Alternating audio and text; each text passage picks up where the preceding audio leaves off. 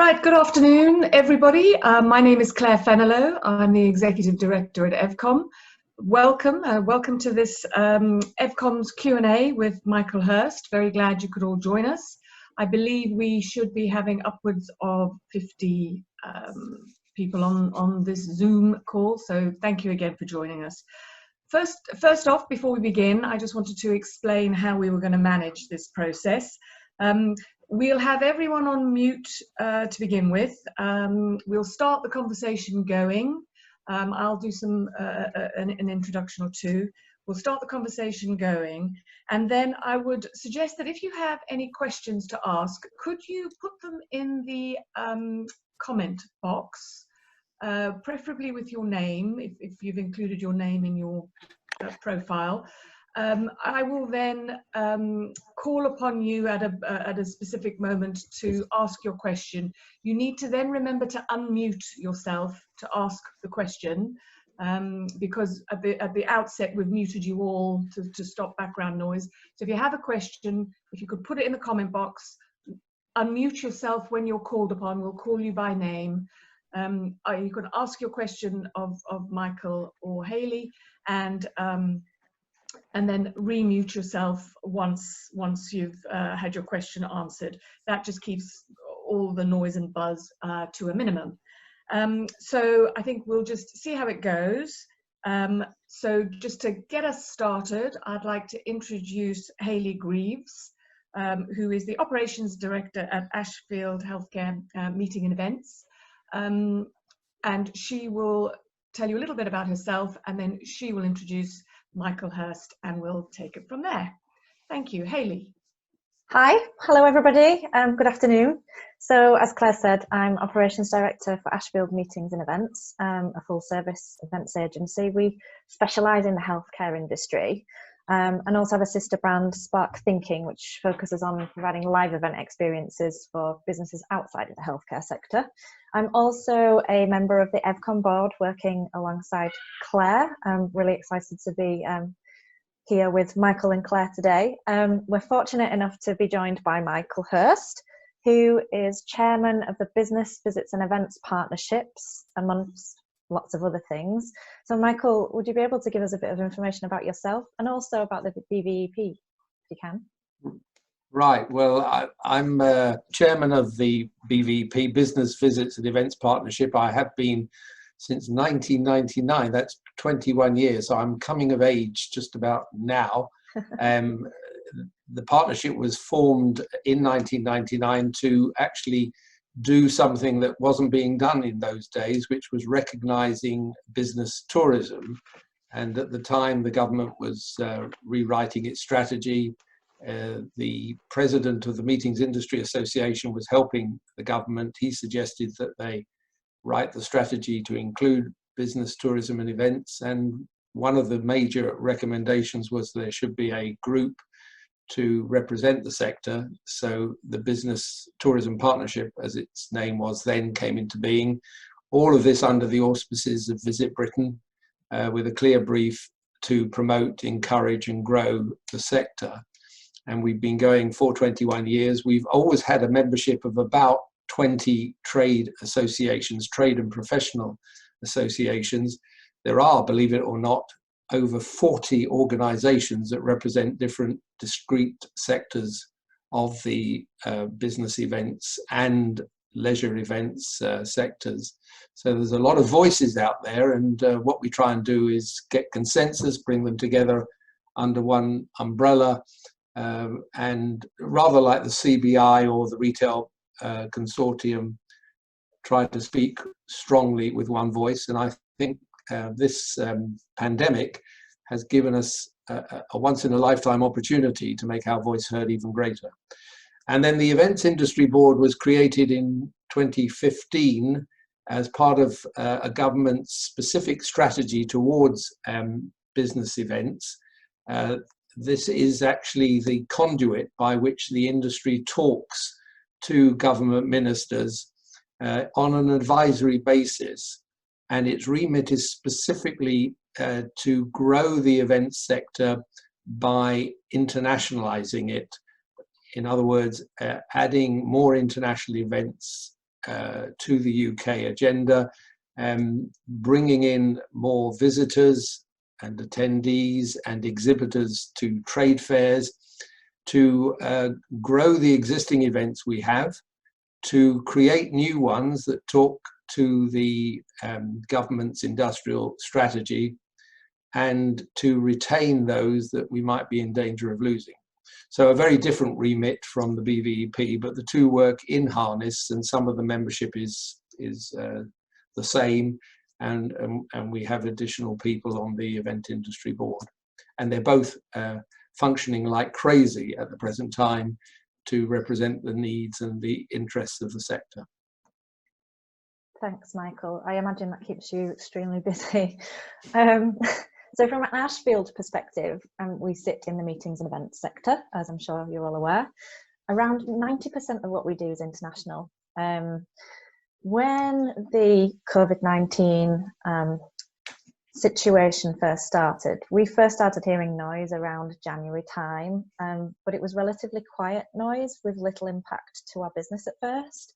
And then when it took hold in Italy, we really started to see clients putting travel restrictions in place, but way ahead of government guidance, which of course created some cancellations and postponements and switches to virtual. This then had a domino effect. So we very quickly, by the end of March, saw all events drop out, certainly for March, April and May period. And then we've seen a slow trickle of cancellations and postponements for the June and July. Sorry about the background noise. We do very little in August, but more recently we've seen the last couple of weeks, we're starting to see cancellations for September and October, which for which is for us one of the biggest peaks in our year. I'm really interested, Michael, to hear how COVID-19 has impacted the industry, particularly in terms of how clients have responded and the other sectors.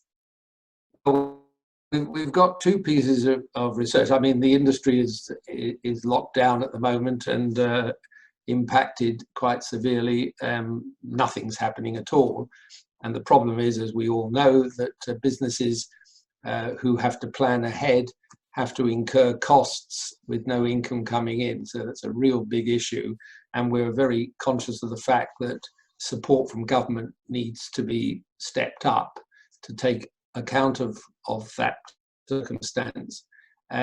We've done two pieces of research. There was a confidence survey which indicated that most of the event planners felt that their inquiries and bookings would peak in September, that July through September would be a good period to take business.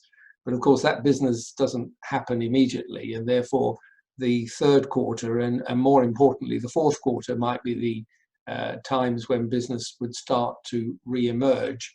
In fact, Visit Britain did some work to show that 72% of all business that has so far been postponed will take place in the fourth quarter. So that's pretty good news. But of course, it will only take place if the government permits it to take place. In that regard, we're working very hard to convince government that it is possible to operate events under the new norm with social distancing in place and obviously the extra hygiene factors that will be necessary. But one of the concerns of many is that with social distancing you lose a considerable amount of capacity.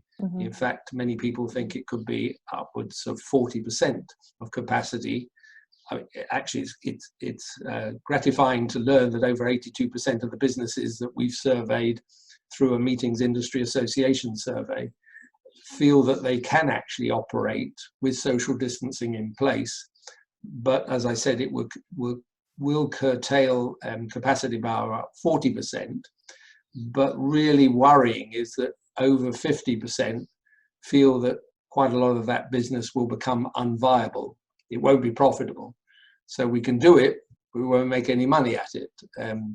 So I think a lot of businesses are thinking, you know, do I actually look for this business at this stage, or do I wait for a more liberalized environment where social distancing requirements are further relaxed? That's true of the meetings and conference sector. Yeah. The exhibition sector feel a little bit more bolden to do it because they reckon they can manage crowds more effectively around an exhibition centre, rather like the DIY stores as we see at the moment. Admissions being staged and timed, and people guided round one way with deeper exhibition stands, so that there's opportunity to social distance on the stand as well. And we're seeing that happen in the Far East. Some of the exhibitions that are reopened in Shanghai and Beijing are actually performing to those new standards. Okay.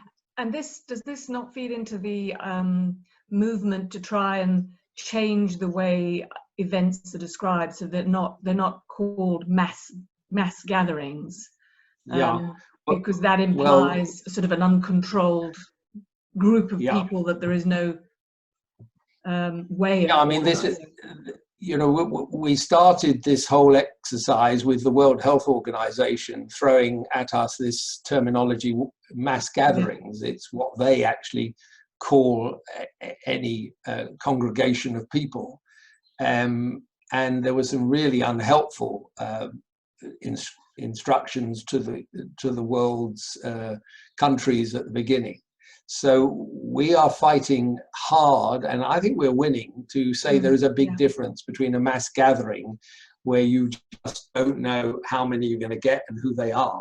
You know, for example, the Notting Hill Carnival. You've got no idea, you know, who's in the audience, who's spectating.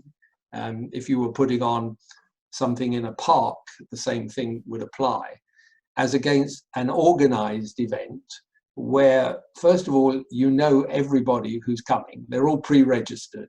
It's going to be an absolute requirement to know who these people are. And it could well come down to actually having to know when the government has done its testing. Have they had it, you know, or are they immune from it? So we'll have all that information. The government's actually, as you know, developing technology for this purpose. We'll be able to track as well. I mean, if hopefully not, there's an outbreak in a premises, we'll be able to track and trace the people.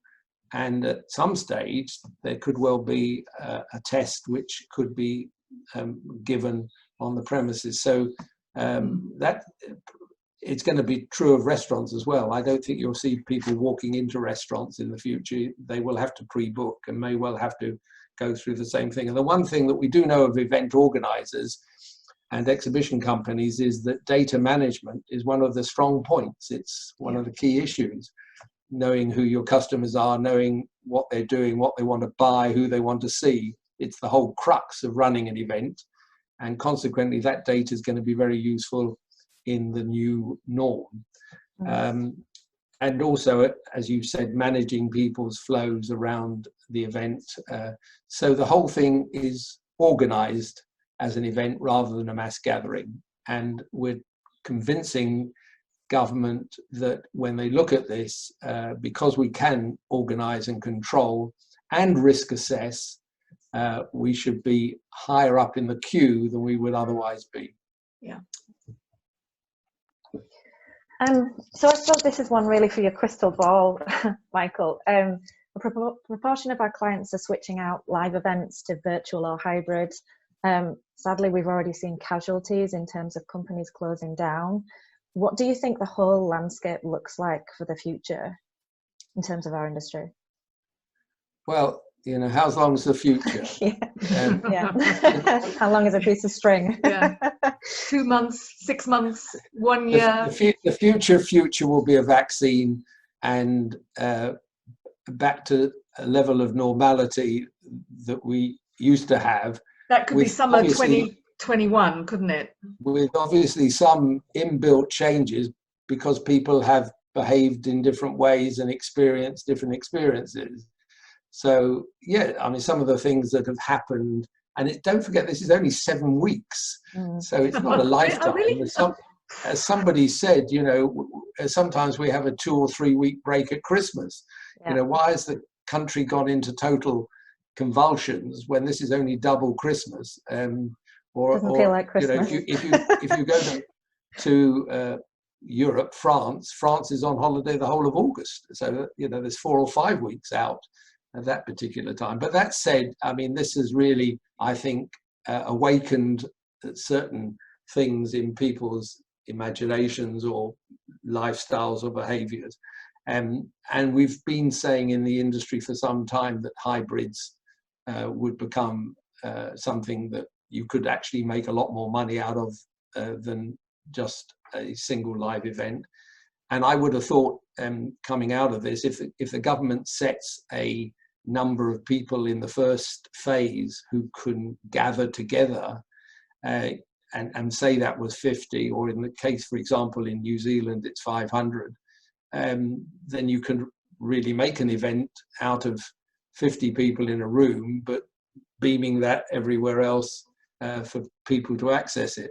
I think one of the biggest problems that's happened in the sector, and I likened it to the restaurant sector that suddenly started issuing vouchers and discounts and 2-for-1s, is that once you've done that, getting back to a monetized solution is extremely difficult. And we've given away all this wonderful communication product through the Zooms and the Google Hangouts and whatever else.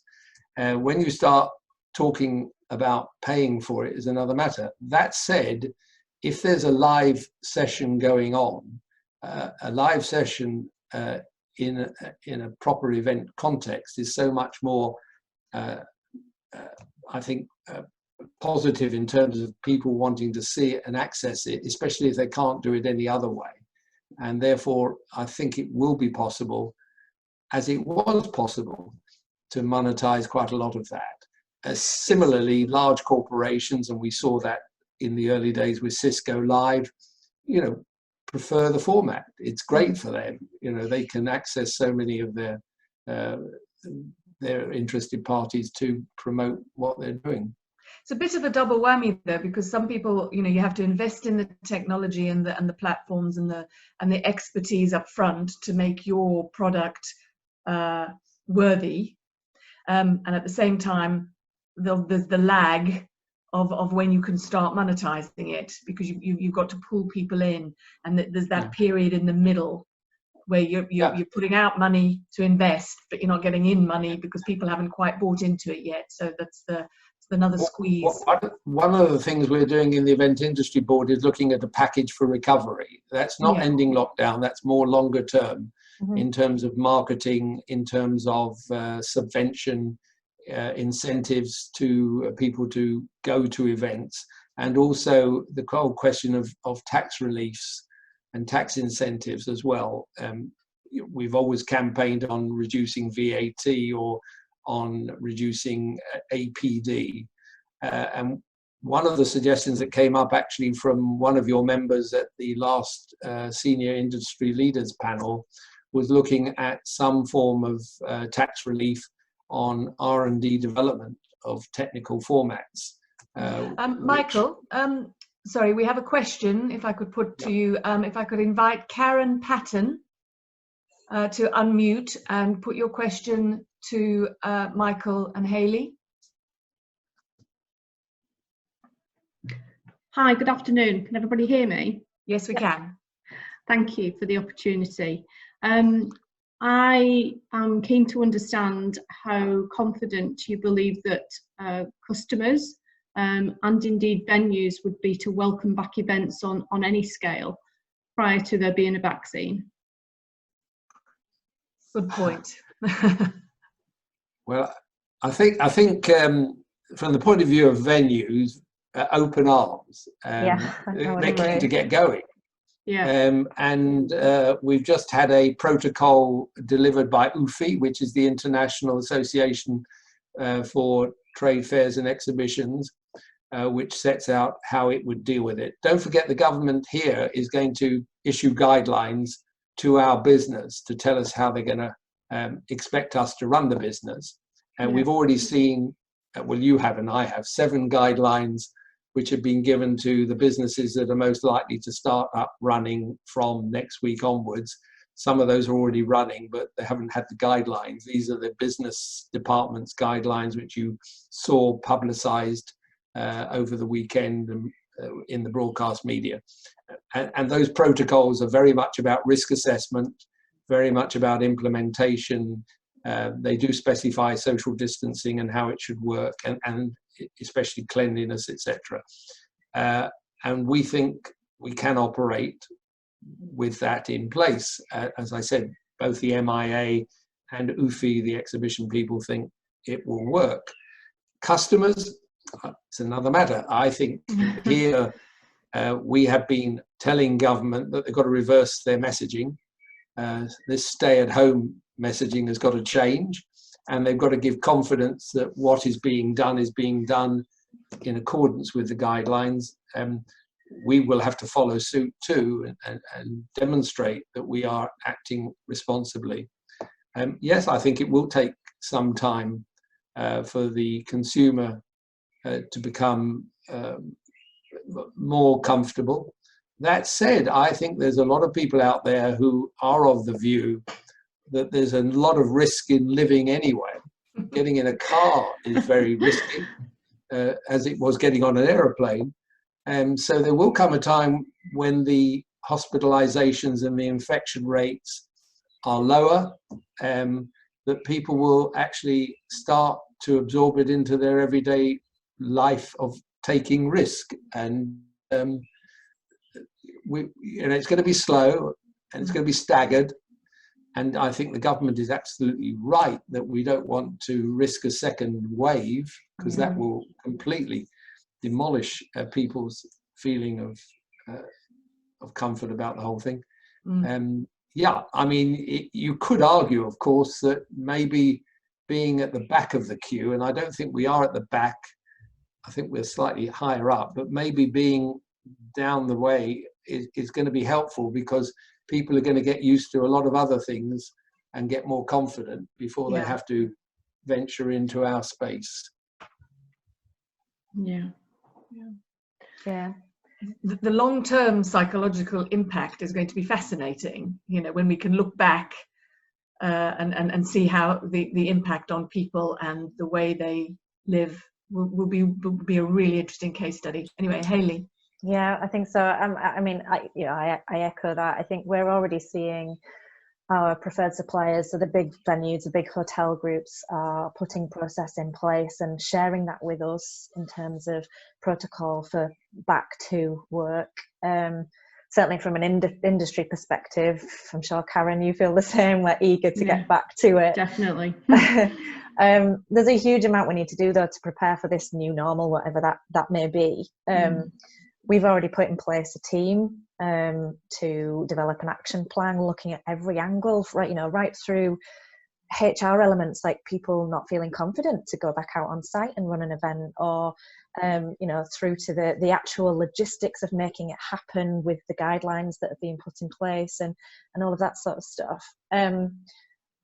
Another question from me to Michael, actually, is what do you think the stumbling blocks are to preparing for the future when we're looking at all of this? Well, I think you've just said one of them, which is obviously the confidence of your own people to do the jobs they were employed to do. It's slightly different. And in fact, working from home will continue to be a preeminent requirement even after the lockdown finishes.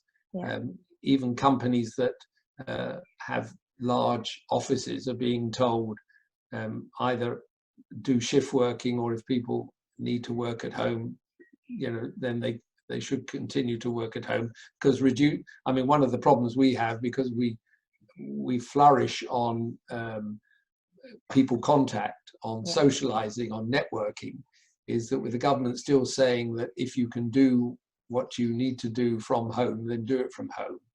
And they're even discouraging meetings in offices by saying that you should have technical solutions. So if you're sitting in an office and you need to get your team together, then do it online on your computer at your desk rather than going into a meeting room. So, as I said, in the initial stages, I think this is going to be a bit of a challenge. Now, if you're in the outdoor events business, you've got a better chance, because if you take the Irish government's proposals that came out 2 days ago, on the 18th of August, all being well, the Irish government's back in business with events. Now that's not a long time away, and there's still sunshine in the air. So consequently, we could see some reasonable gatherings over in Ireland. You know, we're trying to actually move on everything that happens. If somebody's got a precedent, we want to enlighten on it. And one of the things we're having to consider is temporary structures. Clearly, venues that are going to have 50% less capacity inside them need to find ways of increasing the capacity to create the ways round in terms of flows of people. Even things like toilet capacity has got to be increased in order to accommodate events. So looking at temporary structures, I mean, one shouldn't be despondent about temporary structures. The Evolution at Battersea Park is a temporary structure, and yet it puts on some fantastic events within it. So maybe we need, in fact, it's an idea which suggested by someone other than me, that we go for big marquees in public spaces, in parks, etc. But there's a lot of imagination going on. That's your business, creativity. If you guys can't sort it, I don't know who can actually. Incidentally, I think you know, one of the things is, what business are you in? You're not only in events. If you're a communications company, you're communicating and you're offering experiences. Can be done in many different ways. And you know, if the company that's employing you is trying to get a message out, or trying to get their brand into people's pockets, there are ways of doing that through using experience and using communication, which talks to the skills that most of you people have. Consequently, I think you need to think more broadly in this situation. Some diversification wouldn't go amiss. Well, one of the other issues that, you know, I've seen see as being apparent is that everybody is at a different stage with this. So everybody is reaching the different, you know, levels of freedom at a different point. So you might find that, you know, we do more and more internally and on a sort of regional basis, and anything that requires travel of any kind, even a train journey, becomes something that you look to further down the road, and that's your hybrid bit. And you do small local activities. So it's that travel piece. I mean, the view is that the international business isn't going to come back until 2021. No. I mean, you can see what's going on in the airline business. There's no doubt going to be restrictions by national governments, both inbound and outbound. So it is going to be local and domestic. We're pushing for most of the promotional monies that we've been spending as a nation on bringing international visitors in to be redirected to the domestic market. Don't forget, there are a lot of events which are hosted by UK companies, which comprise the majority of attendees being from Britain, held outside of the UK. Let's bring them all back. It's a wonderful opportunity to stage all those events in the UK. We've got some fantastic venues, destinations, and of course we've got the skills to be able to do it here. So yes, I agree. The beginning of all this is going to be very local. I mean, we believe that the tourism industry is going to be very local, people, and rural, actually. A lot of people will be going to the countryside because they'll feel safer in that more open environment. So I expect that if you haven't booked your holiday cottage for this summer's holiday, you should try and do it, but don't give a deposit because you might not get it back. Or go and sit on a cliff looking out over the ocean. Or not. Wondering where globalization ever went to. Hayley, you were going to mention, weren't you, some good examples that some of the sectors are doing to sort of kind of get round some of these problems. You said the hotel hotel industry had come up with some quite innovative ideas. Yeah, absolutely. So we, as I mentioned before, we've already seen some of the plans that some of the hotel groups are putting in place, through not using key cards on hotel doors anymore and having an app so you can check yourself in without touching. Yeah. And sealing rooms, so once the room's been cleared down, they'll seal the room, so when a guest enters the room, they know that nobody's been in that room before them. Other things such as removing the care packs, so your pens, toothbrushes and notepads and things like that, removing them from the room, so there's less to touch, less contamination. So those are the sorts of things that we're seeing. I don't know, Michael, if you've got any more insight around that. Yeah, well, I mean, most of the major hotel chains, Marriott, Hyatt, and Hilton, have all introduced cleaning protocols, which they've given fancy names to. Yeah. And they do include all the deep cleaning that you've talked about. And I have read about room sealing, sealing the actual room. There are countries that have reopened Central Europe, Czech Republic and Slovakia, which are only allowing actually one person into a room rather than two people, as an extra precaution initially. Once again, this trace and track is important, knowing who's going into the rooms, and at some stage you'll know whether the person has been infected or is immune from the infection. But the hotels are, I think Hilton and Intercontinental on the call that I was on earlier reported they've already got hundreds of hotels reopened around the world. Right. Occupancies are between 15 and 30% at the moment, but are growing. And I think, as I said earlier, we have to take example of what's going on in Asia to see some of the examples of getting back to business. And we do know that exhibitions and conferences have reopened up in Shanghai and Beijing. So, there is an appetite once you get out of lockdown and get a little further into clear water of going back and doing things. I mean, you and I see it on the newscasts, and we do see people back in the streets and cars back on the roads. And as I said, it's all part of this taking a calculated risk. Yeah, I think one of the things that we were going to talk about is what, as an industry, what have we learned from this, or what can we learn from this, particularly around working together and unified message. I know that my peers, friends in the industry who work for competitors, we're certainly talking more and sharing more information than we probably would have before. I do feel like, you mentioned before, Michael, that it's given us an opportunity to be more collaborative.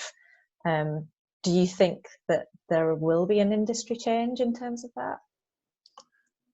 Well, I mean, there's always been a call on reducing the number of voices in the industry. Yeah. I actually have never shared in that, because it will reduce the number of people who can be members of my partnership. I just want people to talk to each other, collaborate, do things jointly with each other. And I think this crisis has, for the first time, really brought people together in common cause, sharing good practice and talking about joint initiatives. And we've just issued a 200-page report yesterday. It was published, the UK events report. I mean, we're a massive industry, £70 billion of expenditure on the part of people who use our industry, 700,000 jobs, £165 billion of trade and services transacted at our events. We're an industry that's going to form a massive part of the government's new thinking on industrial strategy as we come out of this. Don't forget, it's not only this, but we're leaving the European Union at the end of the year. And whatever you think about that, there's some, changes that will take place as well as a result of that. So the report looks at all the aspects of the industrial strategy, and we tick all the boxes. So we need to be treated as such an important part of this economy. And I think we will be coming out. I think putting Britain back on the stage, the global stage, and showing what we do and how well we do it from an events perspective. And we're urging government, you know, in the next phase to actually start hosting some of the big events. I mean, COP26, which was going to Glasgow, it's been postponed. Mm-hmm. You know, we need to see a lot of more of those G7s, G8s, G20s, United Nations. Let's have them all here so that we can be the centre of gravity when it comes to events, global events. I have a question here. If I could call on Susan Spivey, forgive me if I've pronounced that incorrectly, but Susan, would you like to unmute and ask your question? You got it perfectly right, thank you. Jolly good. Very interesting discussion, and glad to hear, Michael, you mentioned the report. Whilst we could call it an historic dinosaur in terms of the landscape that it was meant to serve, but I think we can use it as a big tool. But one of the things I was interested to hear mention about monetising hybrid events could be slow. And my view is, isn't that where we should be learning to do so and actually being more creative about it and actually making sure that people do want to spend money to come to these events virtually and increase our global visibility? Yeah. Well, I agree with that, Susan. I hope you're well, and congratulations. Susan's done an enormous amount of work trying to get this industry professionalized, and I congratulate her for it. And we're still getting there. Maybe this industry, as a result of what we've just been through, will look more to have its professionalism recognized. In terms of hybrid events, yeah, I mean, to a certain extent, we have the best creative talents here in the UK. We have some fantastic technology. Of course, most of the platforms that are being used at the moment actually come out of the United States. But maybe we should start to use our technology and creativity to elaborate those platforms and make them even more irresistible. I know everybody enjoys these webinars and podcasts, but maybe we could add something different to them using the creative flair of our agencies and produce a product that's a world beater. I think we're very well placed to do that. I just think it's a timing issue. You know, it's a collaborative sector, but it's making sure that you can access the people, the skills, the technology, and the will and the finances all at the same time, I think, to create that product and then put it out in the market and measure success, measure response, measure take up, measure how people, the sort of the less tangible, how they feel about all that, and then act on that to grow that part of the business. You know, it's all out there to have. It's just. Yeah. I mean, another area which we haven't talked about, which is the festivalization of events. I think that will actually come much more prominently first because of this thrust to go outdoors because of the less risk outdoors. And outdoors is not only summer festivals, outdoors is in the high street and in shopping malls. And we can play a big part in encouraging traffic back into these environments by the fact that we can organize events that aren't dependent upon masses of people sitting in front of a stage, but are entertainments that happen as people happen to move through whatever environments they're moving through. And don't forget, it's not only seasonal. We've got the possibility of getting another bank holiday in October. It's one of the things we're campaigning on. We want to extend the season through to October. Halloween could be a really big event with Guy Fawkes following. And then there's the Christmas markets and the winter wonderlands, which will have an even bigger impact this year if people have been starved of places to go and things to enjoy. And we've got to be at the front of this. We've got to create. I mean, if you think of the card, the greetings card industry, I mean, at one time it was just birthdays and anniversaries. And now there's a card for almost every day of the year. And, you know, whether it's divorces or separations or remarriages or civil partnerships. I think, how do we populate every day of the year with a creative experience? I'm not even going to call it an event. We've just gone through a marketing period where it was the market of one. In other words, talk to an individual and provide that individual with the needs. To me, an event can be an experience for one person, and to communicate that, you know. So I think there's a bit of diversification here. You guys have got to think about that event that takes place for me as an individual, and where can it happen? It could happen in my home, it could happen in my driveway. I mean, just think of clapping for the National Health Service at 8 o'clock every Thursday. That's the biggest event this country's got at the moment. Yeah. Right? And there's not, and there are event organisers I've seen on broadcast television who have organised streets with music and dance and theatre. That's an event. Yeah, absolutely. I'm conscious that we only have 5 minutes of the call left. So before I ask any more questions, is there anybody on the line that would like to ask more questions of Michael? There's nothing in the chat as yet. I'll let you know should something come up. So I think you know, we've talked a little bit about the negatives, a little bit about the positives. I suppose just to round it up, the long-term impact to the industry. So, you know, in 4 years' time, we'll look back at this. What do you think we will say that the long-term impact to the industry has been? Put